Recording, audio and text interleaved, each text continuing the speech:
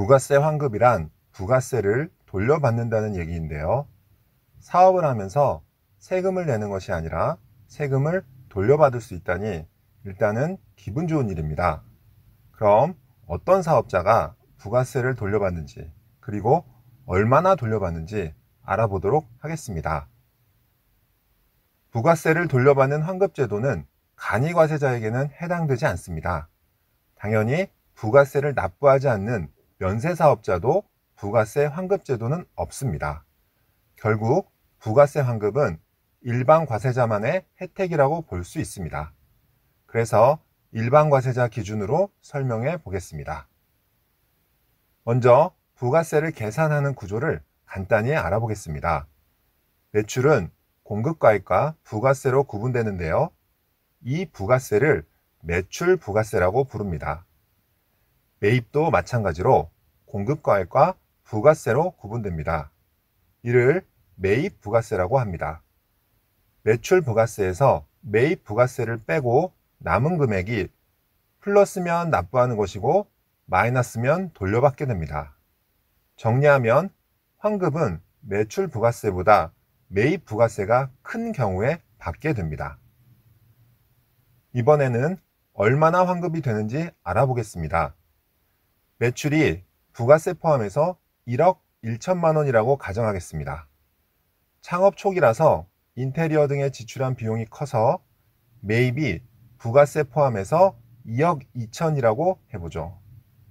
매출 부가세는 1천이고 매입 부가세는 2천입니다.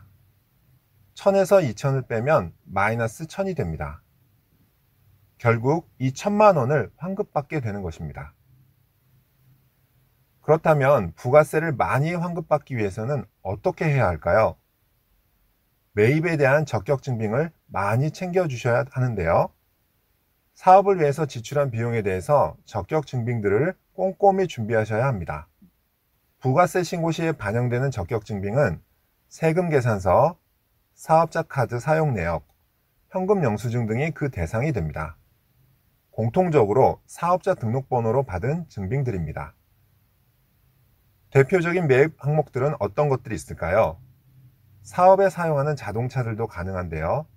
다만 일부 차종인 화물차, 경차, 9인승 이상 승합차 등이 여기에 해당합니다. 사업을 위해서 구입한 화물차는 차값 중 부가세를 돌려받을 수 있는 것입니다. 일반 과세자에게는 큰 혜택이 될 수 있습니다. 또 어떤 항목들이 있을까요? 창업 초기에는 인테리어를 하게 되는데요. 이런 인테리어 비용들을 세금 계산서 등 적격 증빙을 받으시면 환급이 커지는 예가 됩니다. 사무실에서 사용할 책상들, 의자들, 컴퓨터들도 모두 그 대상이 됩니다. 매월 나가는 비용 중에는 사무실 월세도 해당이 되고요. 이렇게 얼마나 사업용 비용들에 대해 적격 증빙을 잘 준비해 두냐에 따라서 부가세 환급이 달라지게 됩니다. 사업을 시작할 때는 매출보다는 매입이 큰 것이 대부분이고, 이런 경우에는 환급이 크게 발생하므로 힘든 사업 초기에 큰 도움이 됩니다.